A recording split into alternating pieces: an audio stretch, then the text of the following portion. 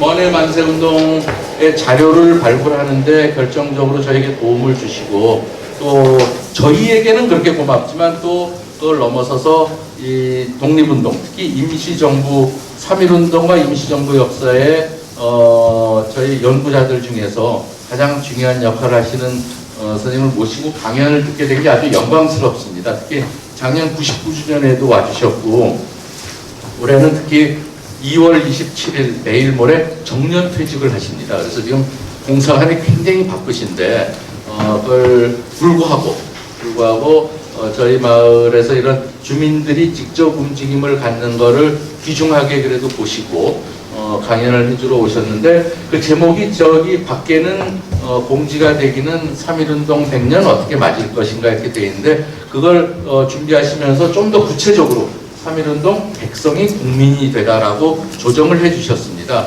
아마 그 내용이 내동서의 큰 같은 흐름 속에 있다는 건 다 아마 아실 겁니다.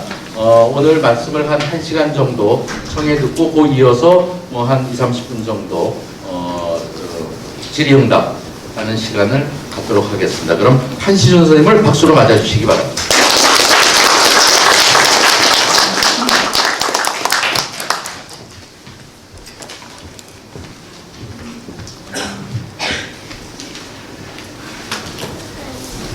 좀 보고 말씀을 들으셔서 저도 듣고 이랬는데 참 이 원해 여지도 교원분들 또 여기 같은 주민들께서 엄청나게 큰 일을 하시네요.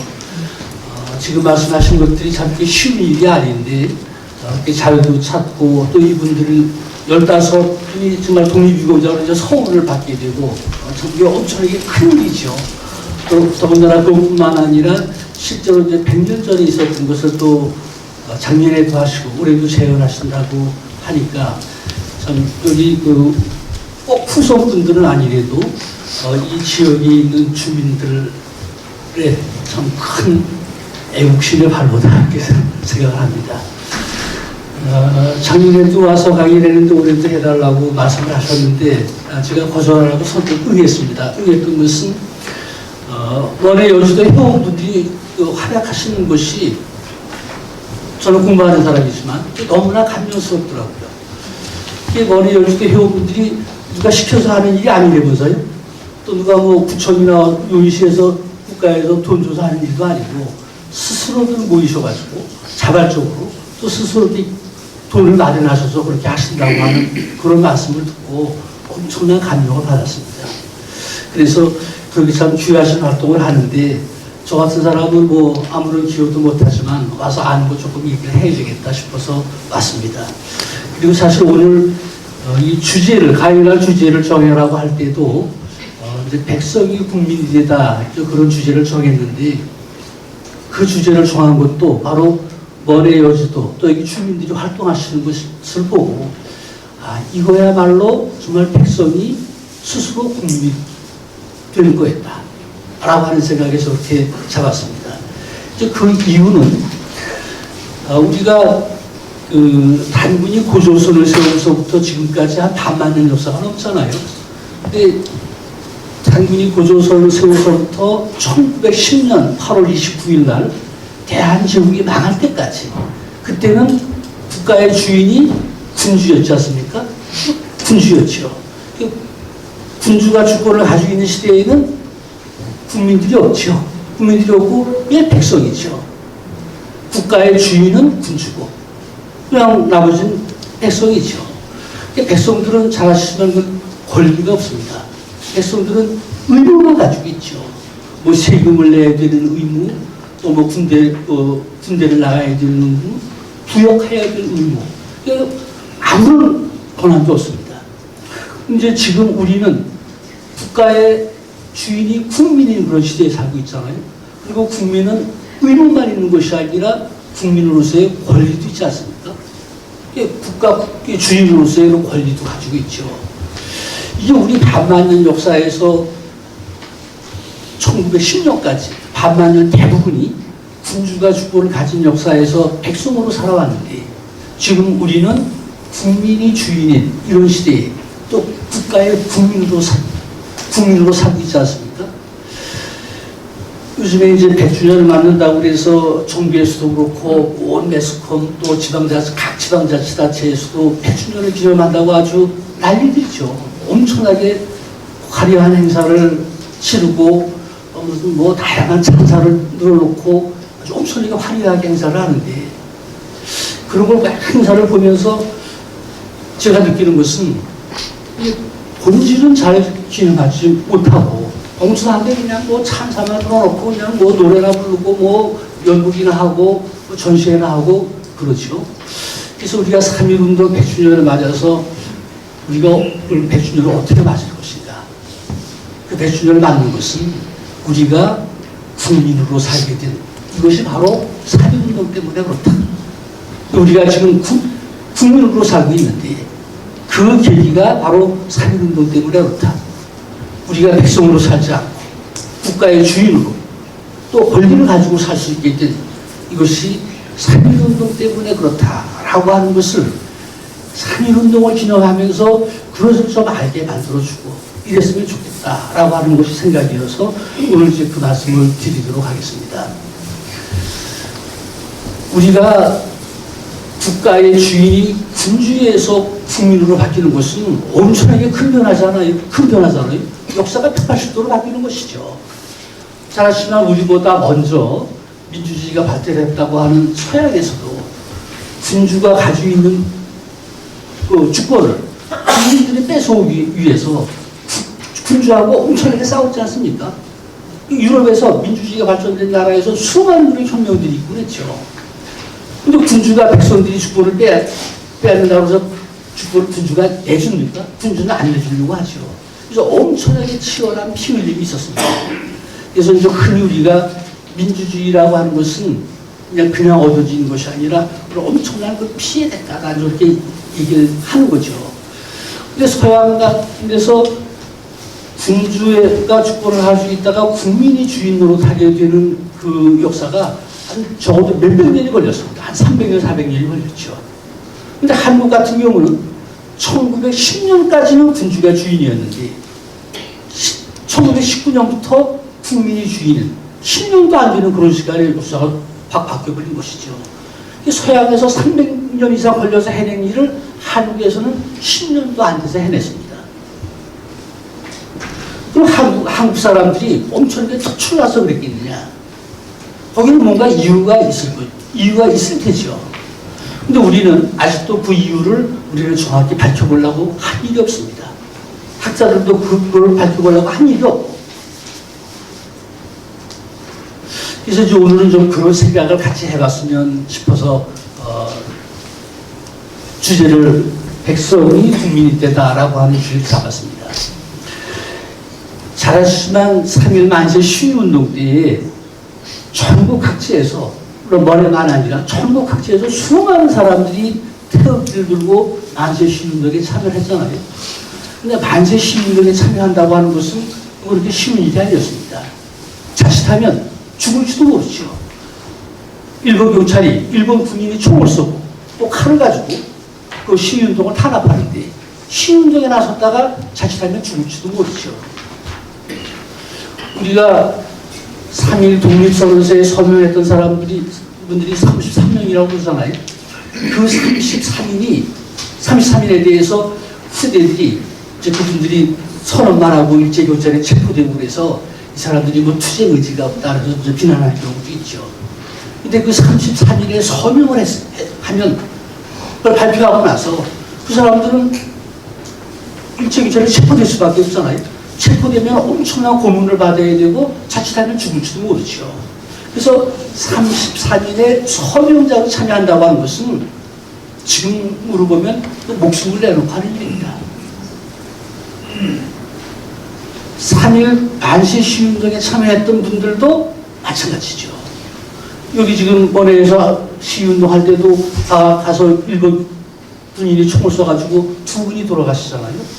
시위운동 할 때 바로 일본 군인이 총을 쏘는데 죽을지도 모르는 일이죠. 근데 왜 백성들이 죽을지도 모르는데 만세 시위운동에 참여했겠느냐? 더군다나 더군다나 그 만세 시민대회에 참여했던 사람들은 뭐 국가로부터 뭘 혜택을 받아본 일도 없는 사람이죠. 그때까지 국가로부터 뭐 녹을 받아본 일도 없고. 지금 여기 지금 15분 정도 다 보면 거의 다 여기서 농사 짓는 분들이잖아요. 그분들이 국가에 무슨 공무원 뭐 관리를 했다든지. 그래서 국가에 대해서 아무런 책임을 질 일이 없는 사람들이죠. 그냥 농사 짓던 분들인데 그분들이 죽을지도 모르는 만세 시위운동을 전개했습니다. 그분들은 왜 됐을까? 이것은 이제 역사책을 보시면 그 만세 시위운동에 왜 사람들이 참여했을까? 이제 그것에 대해서 역사책에서 얘기하는 것은 나라를 빼앗긴 울분 때문에 그렇다. 그래서 1910년에 이제 우리가 일본한테 나라를 빼앗겼는데 그 나라를 빼앗긴 울분에 북받쳐가지고 그래서 태극기를 들고 나가서 만세 시위운동을 했다.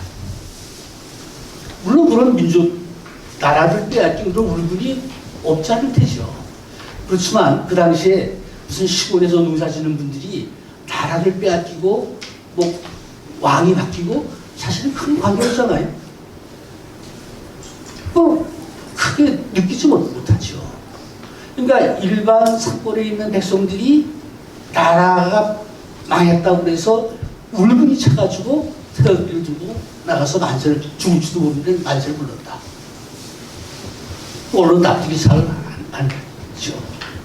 또 하나 이제 역사책에서 얘기를 듣는 것은 일본이 우리나라를 빼앗고서 그 토지조사 사업이라고 하는 걸 하지 않습니까? 그 토지조사 사업을 해가지고 많은 분들이 일본한테 땅을 빼앗겼죠. 그래서 일본이 우리나라를 차지해놓고서 일반 백성들한테 엄청나게 많은 땅서부터 많은 것을 빼앗아갔다. 거기에 대한 반감 때문에 그렇다. 이제 많은 분들이 그렇게 저 책에서도 얘기하고 하는데 물론 그것도 이유가 안 되는 것은 아니죠. 실제로 일제가 그 토지조사 사업을 벌일 때 정확히는 1912년서부터 한 18년까지 전국에 있는 토지를 다 측량을 했습니다. 측량사들을 다 동원해가지고. 근데 그때 우리 땅 중에서는 소유권이 명확하지 않은 경우가 많죠. 그리고 그 당시는 토지가 대체로 국유 토지가 많습니다. 또 여기에는 관유지들이 많습니다. 국유 토지는 백성들이 아니고 대한제국이라고 하는 나라 거니까 그럼 뭐 당연히 일본 땅으로 편입시키고 그렇죠. 또 무슨 공유지 이런 것들도 다 그랬습니다. 물론 이제 사유지도 개인이 가지고 있는 땅도 일본이 뺏어간 경우가 있기는 있습니다. 그렇지만 그런 경우는 주로 저 전라도 지역의 이런 평야지대 이런 데는 일본인들이 거기다가 뭐라고 그럴까 새끼줄을 쳐놓고서 이거 우리 땅이다. 그러면 그 사람 땅이 되는 것이죠. 그것은 일본이 우리 대한민국을 멸망시키고 나서 우리를 식민 통치했다고 그러잖아요. 이 식민 통치라고 하는 것이 사실 일본이 한국을 차지하고 나서 일본 사람들을 한국에 데려다가 한국에다가 심는 것이죠. 그리고 이제 그 사람들을 하여금 한국을 통치하는 것이죠. 그래서 식민지라고 하는 때 식자를 나무 심다 할 때 심을 식자 쓰잖아요. 백성민자. 일본 백성들을 한국에 갖다 데려다 놓고 그 사람들을 하여금 통치하게 한다. 그래서 일본은 대한제국을 차지하고 나서 많은 일본인들을 한국으로 이주시켰습니다. 그럼 그 이주시키면 그 사람들한테 토지를 줘야 되죠.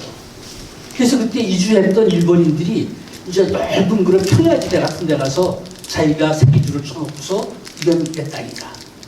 이제 그렇게 해놓으면 그 땅 사유지일 경우에 그 땅을 빼앗긴 사람들이 있죠. 그렇지만 정확히 조사해보면 그 숫자가 그렇게 엄청나게 많지 않습니다. 그러니까 토지를 빼앗겼던 그러한 그 울분 때문에 죽을지도 모르는 만세 시위운동에 참여했다. 그것도 좀 그렇죠. 또 이제 역사책에서 얘기 드는 것이 고종 황제가 죽었다. 근데 더군다나 고종 황제가 일본이 도약을 이기면서 죽었다. 그래서 고종 황제가 죽은 데 대한 그런 그 서름, 이것 때문에 태극기를 들고 나가서 만세를 불렀다. 이제 그렇게 얘기를 합니다.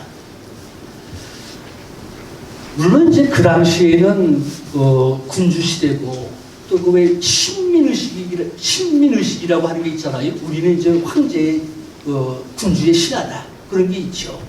그리고 이제 그렇지만 일반 농사 짓는 백성들이 뭐 황제가 죽었건 사실은 크게 관계가 사실 엄청나게 직접적인 영향은 없는 거죠. 물론 이제 그 당시에 유학자들이나 이런 분들은 생각이 주욕 신사라고 그래서 주인이 욕을 당하면 신하 그 밑에 있는 사람은 죽는 거다. 이제 그렇죠. 그래서 그 유학자들은 황제가 자기가 섬기고 있던 군주가 더군다나 일제가 독약을 타서 죽였다고 되니까 자기가 섬기는 군주가 죽었는데 더군다나 이렇게 독약을 타서 그렇게 죽었는데 가만히 있을 수가 없겠죠. 이제 그런 분들은 그럴 수가 있습니다. 근데 일반 국민들이나 만세 시민들에게 참여했던 대부분의 사람들은 사실은 그런 생각까지는 갖지 못하죠. 그래서 그 고종 황제가 그렇게 죽었기 때문에 거기에 대해서 백성들이 그 울분을 참지 못해가지고 만세 시민들에게 참여했다. 그건 역시 충분하게 나쁘지 않는 거죠. 그러면 일반 그런 백성들이 어떻게 해서 태극기를 들고서 죽을지도 모르는 만세 시민들에게 참여했겠느냐. 바로 저는 그것이 지금 번외 여수도 회원분들하고 또 여기 그 주민들께서 이 3.1운동을 기억하고 또 그것을 발굴해내고 그것을 다시 재현하고 이런 행사들을 누가 시켜서 하는 게 아니잖아요. 그냥 스스로들 하시는 거잖아요. 바로 그분들이 그 당시 만세 시위 운동에 참여했던 그분들 생각도 그분들도 누가 시켜서 하는 일이 아닙니다. 누가 시켜서 만세 시위 운동에 참여한 게 아니었다. 스스로 참여한 것이다. 근데 그분들이 스스로 참여하게 되면 자칫하면 정말 죽을지도 모르는데 그래서 내가 왜 목숨을 낮춰가면서 이렇게 위험한 시위운동에 참여해야 되느냐. 이제 그 시위운동에 참여하면서 이분들 생각이 바뀌는 것이죠. 내가 시위운동에 자칫하면 죽을지도 모르는 이 위험한 여기에 내가 참여하는 것은 이게 내 나라이기 때문이다. 라고 하는 생각을 이분들은 시위운동에 참여하고 그런 목숨을 내놓고 이런 위험 속에서 자기도 모르게 그걸 깨달아가는 것이죠. 내가 죽을지도 모르는데 이렇게 만세 시위운동에 참여하는 것은 누가 시켜서도 아니고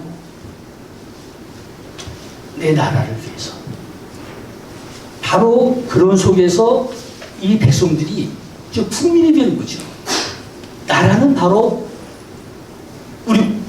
내 거다. 우리의 거다. 라고 하는 생각을 그래서 갖게 된 것이죠. 이것이 1919년 3월 1일 날 창립 독립선언이 발표가 되고 전국 각지로 물론 3월달, 4월달, 5월달 또 늦게는 그해 12월 말까지 전국 각지에서 그런 시운동이 준비가 됐습니다. 그래서 시운동에 참여하면서 백성들 생각이 누가 가르치는 것이 아니지만 자기들 스스로의 생각이 내가 주인이다. 내가 주인이기 때문에 나는 죽을지도 모르는 목숨을 내놓고 내가 시위에 운동에 참여하는 거다. 그런 생각으로 바뀌는 것이 아닐까. 바로 그런 과정을 통해서 우리 백성이 의무만 가지고 있던 백성 이제 주인이 되는 국민으로 바꿔가지 않았냐. 이제 저는 그렇게 생각을 합니다. 그래서 이제 그런 생각을 처음에 말씀드렸듯이 여기 먼해 여주도 또 마을 주민들 활동하시는 걸 보고서 이게 그럴 거다라고 하는 생각이 들어서 이제 말씀을 드렸습니다. 이제 우리가 백성들이 주인이 되는 그런 것을 지금은 그렇게 자료가 없잖아요. 그 만세 시위에 참여했던 그 국민이나 이분들이 바로 내가 나라의 주인이 되기 위해서 난 이렇게 했다. 그렇게 얘기한 적도 없고 자료가 없죠. 근데 이제 역사에서 얘기하자고 하면 그럼 백성이 어떻게 주인이 되느냐. 이제 그런 것들이 몇 가지 있죠. 그래서 이제 그런 것들을 자료로 볼 수 있는 것을 몇 가지 얘기를 해놨습니다. 이제 제일 처음에 첫 장에 있는 것이 그 대동단결 선언이라고 하는 것인데, 우리 역사가 말씀드렸듯이 3일 만세 시운동으로 해가지고 백성의 나라에서 백성들이 국민이 되는 역사로 바뀌었는데, 그럼 국민이 어떻게 주인이 된다라고 하는 논리는 어떻게 세워졌을까?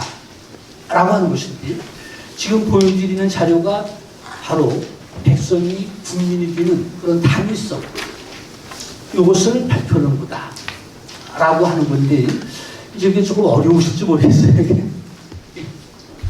여기 보시면 제가 오른쪽에 박스에 해놓은 게 보면, 융희 황제가 삼보를 포기한 8월 29일은 그렇게 되어 있잖아요. 융희 황제라고 하는 것은 대한제국의 마지막 황제지요.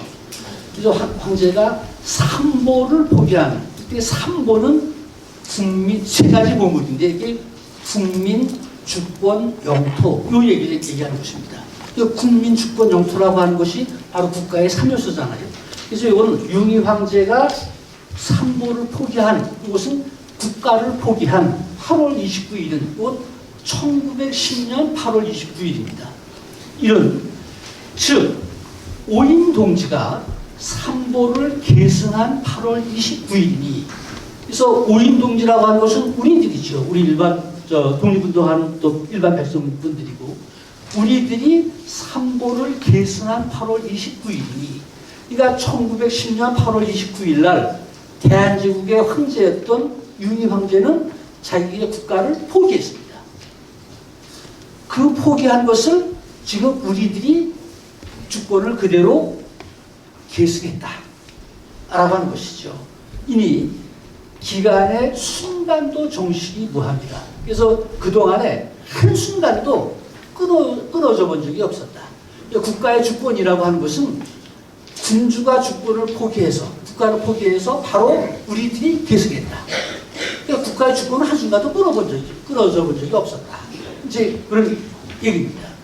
그래서 오인동지는 완전한 상속자다. 그래서 우리들이 완전한 상속자다.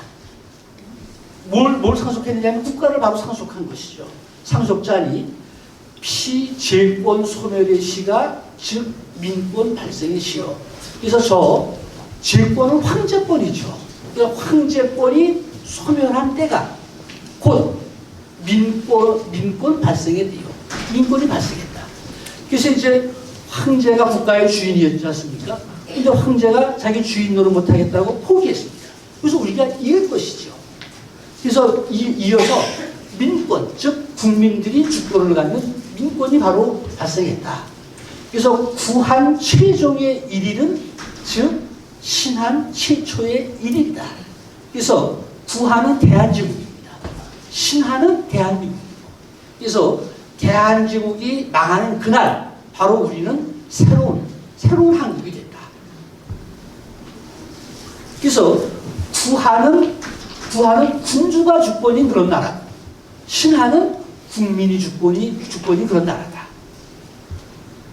이게 바로 그 얘기입니다. 그래서 그 뒷부분은 읽어보시면 될 텐데, 아주 쉽게 얘기하면 우리가 1910년 8월 29일 날 대한제국이 망했다고 그랬는데, 그 대한제국이 망했다고 하는 것은 이분들은 어떻게 설명하냐 하면, 대한제국의 주인은 황제잖아요.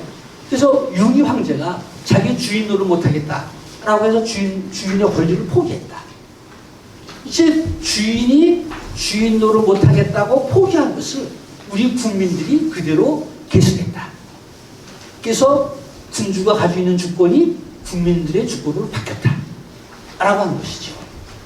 그래서 우리나라 역사에서 반만 년 동안 계속되어 왔던 군주 주권의 역사가 국민 주권의 역사로 어떻게 바뀌었느냐 라고 하는 것을 설명해주는 그런 유일한 자료입니다.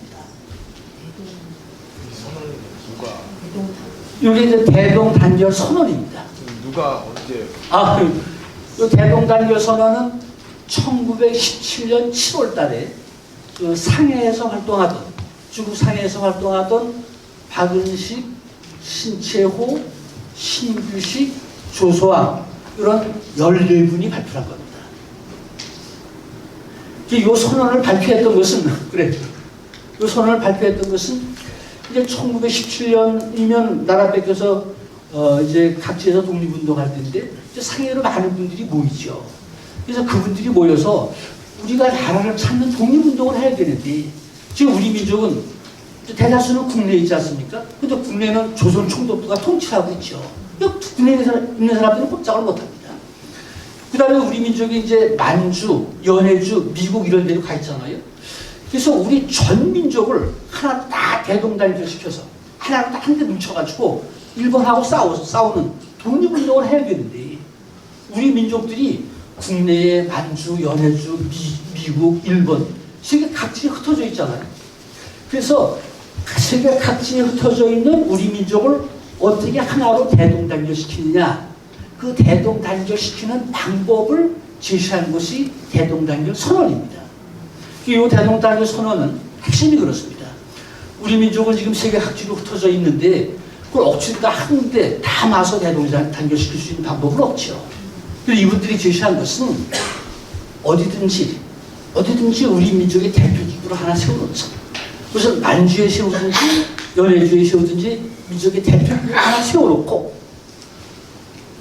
몸들은 세계 각지에 흩어져 있지만 그 대표기구에 다 복종을 하자. 대표기구 명령에 다 복종을 하자. 그리고 우리는 만주에 있는 사람도 그 대표기구에 세금을 내고 국내에 있는 사람도 거기다 세금 내고 미국에 있는 사람도 세금 내고 그러자. 그러면 우리가 몸은 세계 각지로 흩어져 있지만 우리 민족은 민족의 대표기구라고 하는 대로 하나로 집중할 수가 있다. 그래서 그 민족의 대표기구의 명령에 의해서 우리가 일제와 독립운동을 한다. 근데 그 민족의 대표기구는 누가 운영할 거냐? 이제 그런 문제가 있습니다. 민족의 대표기구는 누가 대표가 되고 누가 무슨 수반이 되고 누가 지도자가 되고 그런 문제가 있죠. 그래서 이것은 바로 민족의 대표기구는 누가 운영하냐? 이제 우리 국민들이 권리를 가지고 해야 된다. 이제 그런 방법을 제시한 것입니다. 그래서 이것이 바로 우리 역사에서 군주가 주인이었다가 국민이 주인으로 바뀌는 이런 논리를 제시한 그런 아주 핵심적인 문건입니다. 이게 이제 얼마나 중요하냐면 우리가 지금 나라 이름이 대한민국이잖아요. 대한민국인데 대한민국 앞에 나라는 대한제국이잖아요.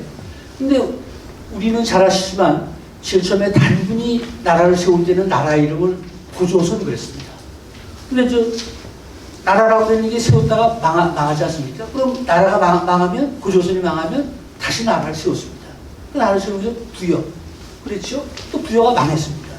그러니까 무슨 고구려, 백제, 신라 다시 나라를 세웠습니다.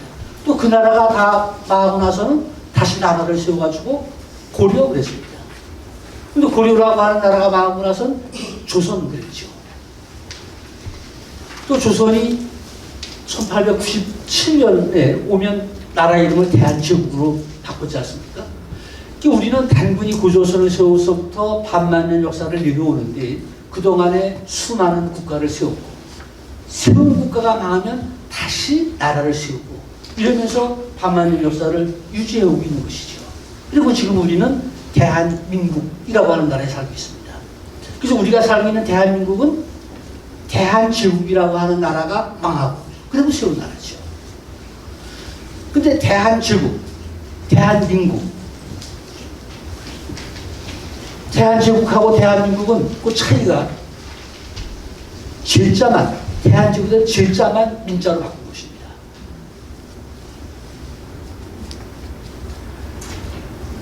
제자는 군주를 얘기하는 것이고 민자는 국민들을 얘기하는 것이죠. 그래서 이게 바로 왜 우리가 1919년 대한민국을 세울 때 왜 나라 이름을 대한민국으로 했느냐? 그 대한민국으로 한 것은 제자만 민자로 바꿨다.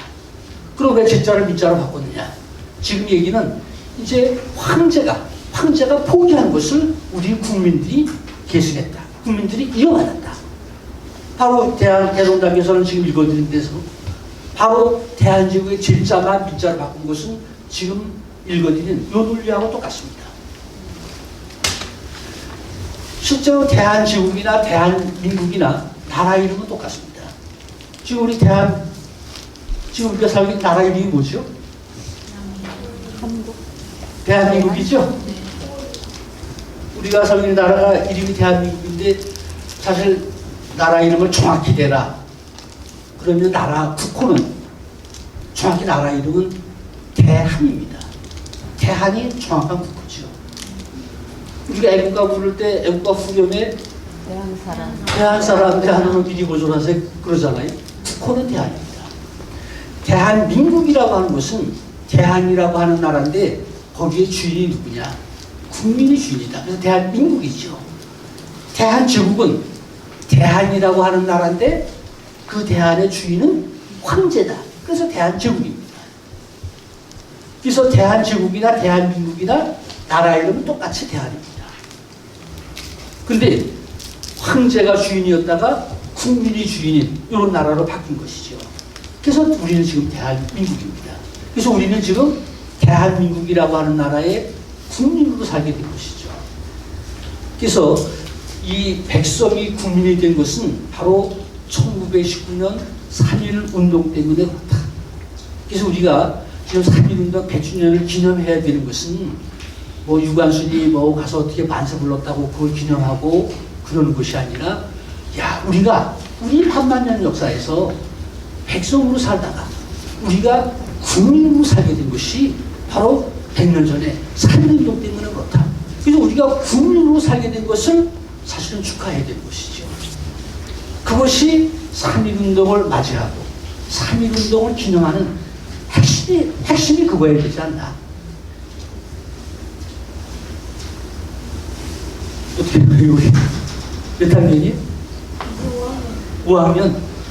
자네는 백성으로 살고 싶어? 국민으로 살고 싶어? 국민으로 살고 싶어? 야, 5학년? 5학년 되는 거야. 지금 5학년 되는 학생이 자기는 백성으로 안 살고 싶고 국민으로 살고 싶다고 그랬습니다. 우리가 참 국민이 주인이 이런 시대에 우리가 참 살고 있는 게 바로 1919년에 3.1 운동 때문에 그렇다라고 하는 것이죠. 그래서 좀 이 100주년을 기념하면서 좀 이런 뜻을 우리가 스스로가 알고 또 국민이 되어야 되는 게 어떤 것인가. 국민이 되는 게 3.1 운동 때처럼 남이 시켜서 하는 것이 아니라 스스로 내가 주인이다 라고 하는 생각 때문에 정말 죽을지도 모르는 그런 게 태극기를 들고 나가서 시운동에 참여하는 것이죠. 그런 희생이 백성을 국민으로 만든 것입니다. 백성이 국민 되는데 아무런 대가가 없이 그냥 공짜로 주어지는 것이 아니다. 그런 대가가 있었다 라고 하는 거죠. 근데 이제 우리가 대한민국의 그런 나라의 국민으로 살게 된 것이 3.1 운동이라고 그러는데 지금 대한민국 국민들이 그럼 우리가 살고 있는 대한민국이라고 하는 나라가 이게 어떻게 세워졌는지 라고 하는 데 대해서 명확히 알지 못하죠. 잘 기억하시겠지만 2008년도에 그 이명박 정부가 들어서면서 대한민국이 1948년에 건국됐다. 그래서 2008년이 이제 48년부터 따지면 60년 되는 해지 않습니까? 그래서 올해가 대한민국 건국 60년이다. 그래서 이명박 정부에서 건국 60년 기념사업위원회라고 하는 걸 발족을 해서 대한민국은 1948년에 건국됐다. 저 그런 걸 많이 선전하고 그랬죠. 그래서 우리 일반 국민들이 대한민국은 1948년에 건국됐다. 그렇게 알고 있는 사람들이 많이 있죠. 우리 대한민국은 1948년에 건국된 일이 없습니다. 대한민국은 1919년에 대한민국이 건립됐습니다. 그래서 우리가 대한민국 국민으로 살면서 내가 살고 있는 대한민국이 언제 세워졌는지라고 하는 것도 제대로 알아야 국민으로서 도리를 다하는 것이죠. 그래서 그 얘기만 잠깐 드리겠습니다. 그 두 번째가 보면 한번 들 수 있어서 이게 이제 대한민국이라고 하는 나라가 걸릴 때는 그런 기록입니다. 그래서 그 기록은 대한민국 임시의정원 기사록이라고 하는 것인데, 이제 이것은 뭐냐면 1919년 3월 1일 날 독립선언서가 발표되잖아요. 그 독립선언서 다 아실 테지만 독립선언서가 상당히 길지 않습니까? 요즘 텔레비에 보니까 그 독립선언서를 다 낭독하는 그걸 쭉 하더라고요. 근데 독립선언서 보시면 어렵잖아요. 어렵습니다. 내용을 잘 이해하기가 어렵죠. 그리고 독립선언서가 사실은 뭐 명문장이라고 어쩌고 그랬지만 요즘 우리가 안 하실 텐데 지금 학교 다닐 때만 해도 독립선언서가 명문장이라고 그래서 그걸 웬만하면 다 외우라고 했습니다. 상당히 외우고 그랬었죠. 근데 독립선언서는 사실 엄밀하게 보면 그 명문장이 아닙니다. 어렵죠. 일반 사람들이 이해할 수가 없습니다. 무슨 얘기하는지 알지 못합니다. 3.1 독립선언서가 길지만 3.1 독립선언서의 핵심은 첫 문장에 있습니다.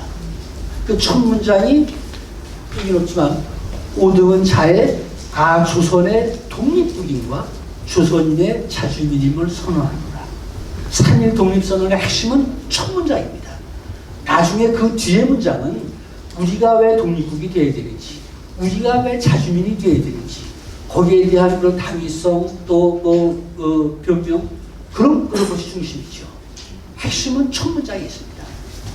그 첫 문장은 우리가 1919년이면 이미 일본한테 나라를 빼앗겨서 우리는 나라 없이 식민지 지배를 받고 있던 때 아니에요. 근데 첫 문장의 핵심은 우리는 일본의 식민지를 우리는 인정할 수 없다. 우리는 부정한다. 우리는 독립국이다. 라고 선언한 것입니다. 그게 3.1 독립선언의 핵심입니다. 우리는 일본의 식민지를 여기 인정할 수 없다. 우리는 독립국이다. 그럼 독립국이라고 선언했으면 독립국을 세워야지요. 만약에 독립국이라고 하는 것을 선언해놓고 독립국을 세우지 않으면, 그러니까 말을 해놓고 실행에 옮기지 않으면 그건 아무 소용이 없죠. 그래서 만일에 독립국이라고 하는 것을 선언을 하고 독립국을 세우지 않았으면 3.1 독립선언서는 아무런 의미가 없습니다. 그 쥐 조각이나 마찬가지죠. 근데 우리가 3.1 독립선언을 발표한 3월 1일을 우리가 3.1절이라고 국정일을 제정해서 그걸 기념하고 있잖아요. 그걸 기념한다고 하는 것은 의미가 있기 때문이에요. 의미가 있다고 하는 것은 독립국을 선언하고 실제로 독립국을 세웠기 때문이에요. 그래서 3월 1일 날 독립국을 선언하고 독립국을 세웠습니다. 지금 보여드리는 것이 그 독립국을 세운 그런 기록입니다. 독립국을 국내에서 세울 수가 없었습니다. 국내에는 이미 일본의 조선 총독부가 통치하고 있으니까 국내에서 세울 수가 없죠. 그래서 중국 상해에서 세웠습니다. 이제 혹여 중국 상해에서 세웠다고 해서 그 중국 사람들이, 중국이 우리 한국 사람들이 자기네 나라 땅에 와서 나라를 세우게 해줬나 보다. 그렇게 생각할지 모를 테지만 중국하고 아무런 관계가 없습니다. 중국 상해에서도 프랑스 조리에서 세웠습니다. 상해 다 가보셨겠지만 상해가 좀 엄청난 게 크잖아요. 그 당시에는 상해가 네 구역으로 나눴습니다. 그 당시 작아서. 그래서 이제 상해에 가시면 우리 인사동처럼 있는 예원이라고 하는 데가 있지 않습니까? 거기는 중국인들 거주 지역입니다. 그 위는 프랑스가 차지하고 있던 프랑스 조개입니다. 그리고 프랑스 조개 위에 북쪽으로는 영국, 미국 두 나라가 공동으로 사용하는 조개입니다. 그래서 영미 조개 그렇게 얘기하기도 하고 또는 공공조개 그렇게 얘기하기도 하죠. 그 북쪽으로는 일본인들 거주 지역입니다. 그래서 상해 가시면 윤봉길 이사가 폭탄 던졌다고 하는 홍보공원이라고 하는 데 있잖아요. 거기는 일본인 거주 지역입니다. 상해가 네 구역으로 나눠져 있죠. 한국 사람들이 중국인 거주 지역에 가면 상해에는 일본 총영사관이 있고 일본 군대가 있었습니다. 그 당시에 상해 일본인들이 한 5만 명 정도가 있었습니다. 그래서 일본인들을 보호하기 위해서 총영사관도 있고 군대도 가 있었습니다. 총무소만의 경찰이 있죠. 그래서 만약에 한국에 독립운동하던 사람들이 상해 와서 중국인들 거주 중에 있다. 그럼 일본 경찰이 가서 중국 경찰들 막아주지 못했습니다.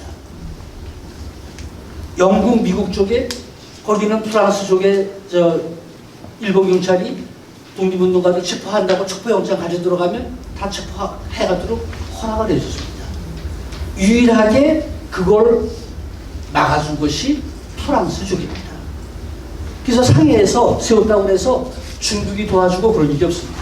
바로 프랑스 쪽이요. 프랑스가 도와준 것이죠. 이제 많은 분들이 우리가 그 만주 지역에 뭐 몇십만 가서 살고 있고 거기서 독립군들 결성해서 일본을 하고 싸우고 또 연해주에도 뭐 20만 우리 동포들이가 살고 있고 그러니까 만주 연해주가 가서 뭐 우리가 그냥 마음대로 활동할 수 있는 것으로 그렇게 생각하지만 만주는 중국 땅입니다.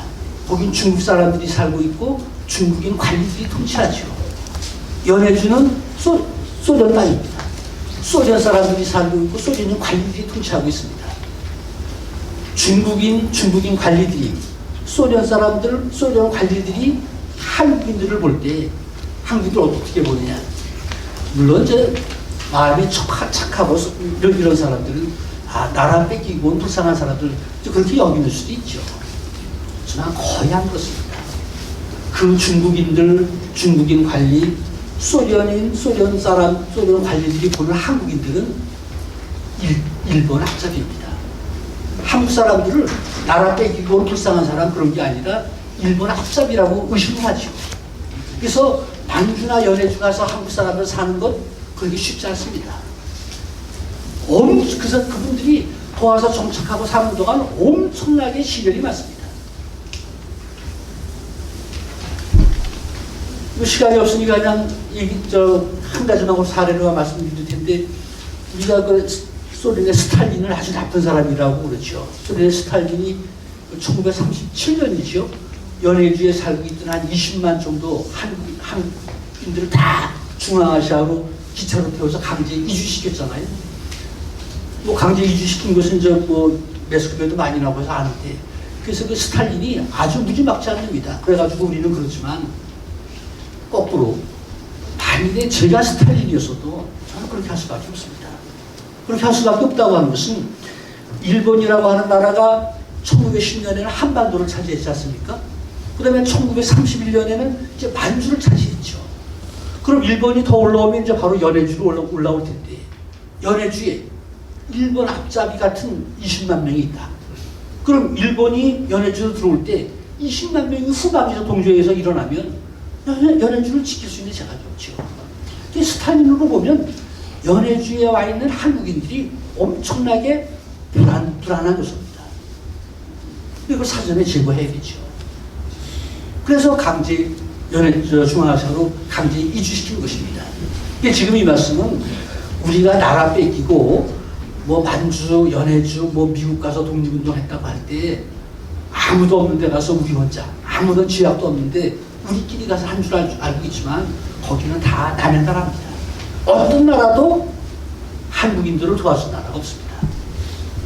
유일하게 한국을 도와준 나라가 바로 프랑스입니다. 그래서 프랑스 쪽에 가서 한 것이죠. 그래서 3월 1일 날 독립국을 선언하고 독립국을 세워야 되는데 독립국을 세울 데가 없습니다.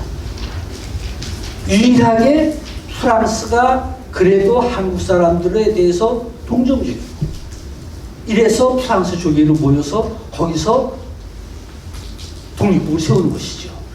지금 이 자료가 겁니다. 이제 거기 보면 제1회집 그래서 회기 이게 있습니다. 여기 보면 대한민국 원년 4월 10일 하오 10시에 개하야 4월 11일 상호 10시에 폐회합니다. 그리고 대한민국 원년은 대한민국 임시정부는 연호를 서기 연호를 쓰지 않았습니다. 지금 우리가 1929년 이건 다 서기 연호지요. 서양에서 그 서양 사람들이 예수가 태어난 그 해를 기준으로 해서 쓰는 서기 언어죠. 대한민국 임시정부는 수립되고 나서 나라 이름인 대한민국을 그대로 연호로 썼습니다. 그래서 대한민국 원년은 1919년입니다. 그래서 1919년 4월 10일 날 밤 10시에 개해서 그런 얘기죠. 두 번째는 장소, 의장, 장소입니다. 그래서 중화민국 상해 법계는 중국에서는 프랑스를 법법자로 씁니다. 그래서 프랑스족이 이제 김신부로, 프랑스족이 그 김신부로라고 하는 데서 해왔습니다. 그 다음에 이제 의원은 그 당시에 모였던 의원들 29명의 명단입니다. 요것은 3월 1일 날 독립국임을 선언하고 독립국을 세워야 되는데, 세울 때가 상해 프랑스족이죠. 그러니까 국내, 반주, 연해주 이런 각지에서 독립국을 세워야 되겠다고 그런 꿈을 가진 분들이 상해 프랑스족에는 모였습니다. 그래서 3월 말쯤 되면 그분들이 한 1000명 정도가 되죠. 그분들이 한 자리에 다 모일 수 없으니까 그 중에서 29명이 대표가 돼가지고 4월 10일 날 저녁에 모인 것입니다. 그래서 이제 그 명단이죠. 이제 사라고 하는데 보면 본원 명칭의 결정 그랬잖아요. 그래서 29명이 모였는데 이 사람들이 그냥 모인 것이죠. 그래서 제일 모여서 이 사람들이 우리 29명이 지금 한 방에 모였는데 우리가 모인 요 모임의 성격을 뭐라고 해야 될 거냐. 그걸 결정한 것입니다. 그래서 그것을 본회의 명칭을 임시의정원이라 칭하기로. 그래서 29명이 모여서 먼저 만든 것은 임시의정원입니다. 임시의정원이라고 하는 것은 지금 얘기를 하면 국회입니다. 그래서 이분들이 먼저 모여가지고 먼저 만든 것은 국회를 먼저 만들었습니다. 국회. 그리고 이제 그 뒤가 의장, 부의장 이제 그런 거 뽑는 것인데, 그래서 29명이 모여서 그 중에 의장, 부의장 이런 분들을 뽑죠. 그래서 이제 의장은 이동영이라고 하는 분이 뽑혀서 이제 의장이 사회를 봐서 제1회 임시의정원 회의를 개최했습니다. 그래서 그 다음에 보신 게 5번이 의장, 부의장 선출하는 것이죠. 그래서 주천을 내보면 의장은 이동영 선생님이 뽑히고 부의장은 손정도라고 하는 분이 뽑혔습니다. 이 손정도는 그 목사분인데 이 손정도는 이제 그 김일성 아버지 친구였습니다. 그래서 김일성 아버지가 일찍 죽고 나서 김일성 삼형제를 안주 길림에서 키운 분입니다. 이 손정도 목사가. 서기는 이광수, 백남칠. 그 이광수는 잘 아시는 그 춘원 이광수, 소설가 이광수입니다. 그래서 이광수는 그 당시 상해에서 대한민국 임시정부가 수립될 때 이제 30대 젊은 사람으로 그 실무일을 담당했던 분입니다. 여운영, 장도수 이런 젊은 분들이 그런 분이죠. 그 다음에 이제 의장이 뽑혀서 제1회 임시의정원 회의를 해가지고 3.1 독립선언서에서 독립국이다 라고 하는 그 독립국을 세우는 것입니다. 그래서 다음 장에 8번에 보면 순서가 먼저 국호를 결정을 하고 두 번째로 관제를 결정을 하고 국무원에 대한 인선, 선출을 하고 그런 게 있죠. 그리고 거기 보면 이제 뭐 옆줄을 치는 데 보면 이분들이 임시의정원 회의, 저희 국회를 열어서 제일 먼저 결정한 것은 그럼 독립국의 이름, 국호는 뭐라고 그래야 될 거냐. 제일 먼저 결정한 것은 국호입니다. 그래서 옆줄처럼 돼 보면 국호를 대한민국이라 칭하자는. 그래서 먼저 결정한 것은 대한민국입니다. 그래서 임시의정원 회의에서 먼저 했던 것은 대한민국이라고 하는 국가를 건립한 것이죠. 그리고 두 번째가 관제입니다. 이제 관제는 아시지만 국가라고 하는 것은 눈에 보이지 않잖아요. 국가는 형체가 없습니다. 그래서 그 국가를 유지 운영하려면 정부가 해야겠죠. 근데 정부를 해야 되는데 정부의 수반의 명칭은 뭐라고 그래야 되냐. 뭐 대통령이라고 그래야 되냐, 주석이라고 그래야 되냐. 그런 문제가 있죠. 그 정부 수반의 명칭은 뭐를 해야 될 거냐. 또 정부를 구성하는데 정부의 부서는 뭘 줄 거냐. 뭐 예법을 줄 거냐, 내법을 줄 거냐. 그런 거죠. 그게 관제입니다. 그래서 두 번째로 관제를 결정을 했습니다. 그래서 관제가 결정된 것이 행정수반의 명칭은 국무총리다. 그리고 내무부, 예무부, 국무부에서 6개 행정부서를 준다. 그래서 두 번째 관제를 결정했습니다. 그리고 이제 세 번째가 그 국무총리는 누굴 선출할 거냐. 그래서 29명이 투표를 해가지고 국무총리를 선출하고 내무총장을 선출하고 그런 작업을 하는 것이죠. 그래서 국무총리에는 이승만 박사가 선출이 됐습니다. 그리고 내무총장에는 안창호 선생이 선출이 됐습니다. 뭐 법무총장에는 이시영 선생을 선출했습니다. 그래서 행정수반서부터 각 부서의 행정부서 책임자를 선출하는 것이죠. 그래가지고 정부를 구성을 했습니다. 그래서 국호를 대한민국으로 해서 임시로 정부를 수립한 것이죠. 근데 또 정부를 운영하려고 하면 헌법이 있어야 되잖아요. 그래서 이제 마지막으로 헌법을 제정했습니다. 그래서 그 다음 장 보시는 것이 다음 장에 보시면 대한민국 임시헌장이라고 되어 있죠. 이것이 임시정부가 수립될 때에 헌법으로 발표한 것입니다. 헌법 이름을 대한민국 임시헌장 그랬습니다. 이게 헌법입니다. 헌법 중에 하나만 읽어드리면 제1조가 대한민국은 민주공화제로 하고 그래서 임시정부는 민주공화제를 채택한 것이죠. 민주공화제라고 하는 것은 잘 아시지만 군주가 주권을 행사하는 정치 형태를 전제군주제 그러잖아요. 국민이 주권을 갖는 정치 형태를 민주공화제 그렇죠. 지금 우리는 국민이 주권을 갖는 그런 시대에 살고 있어서 지금 우리가 살고 있는 체제는 민주공화제이지 않습니까? 그 우리 역사에서 전제군주제 역사가 언제 민주공화제를 바뀌었냐? 지금 보시는 바로 요 문건에 의해서 우리 역사가 민주공화제로 바뀌었습니다. 이제 바로 이것이 1919년 4월 10일 날 밤에서부터 4월 11일까지 밤새워 가면서 임시의정원 제1회 회의를 해가지고 나라 이름은 대한민국, 그 다음에 국무총리를 행정수반으로 해서 임시정부를 수립하고, 그 다음에 대한민국 임시헌장, 헌법을 공포했습니다. 이래서 국호를 대한민국으로 한 임시정부가 수립된 것이죠. 4월 10일입니다.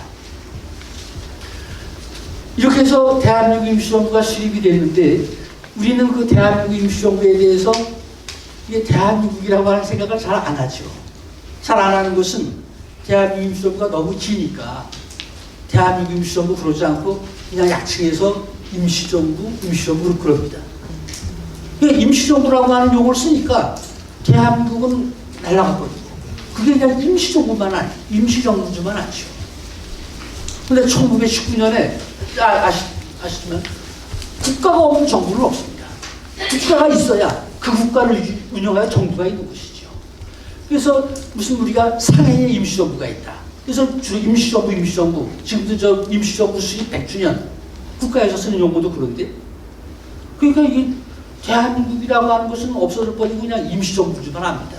근데 1919년에는 대한민국이라고 하는 나라를 세우고 그 나라를 운영하기 위해서 임시로 정부를 세웠습니다.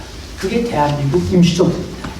그래서 우리가 아까 3.1운동을 통해서 이제 백성이 국민이 됐는데 그 국민이 바로 대한민국의 국민이 된 것이죠. 그래서 우리가 대한민국의 국민으로 살게 된 것은 1919년부터 특히 대한민국이 세워지면서 그렇다라고 합니다.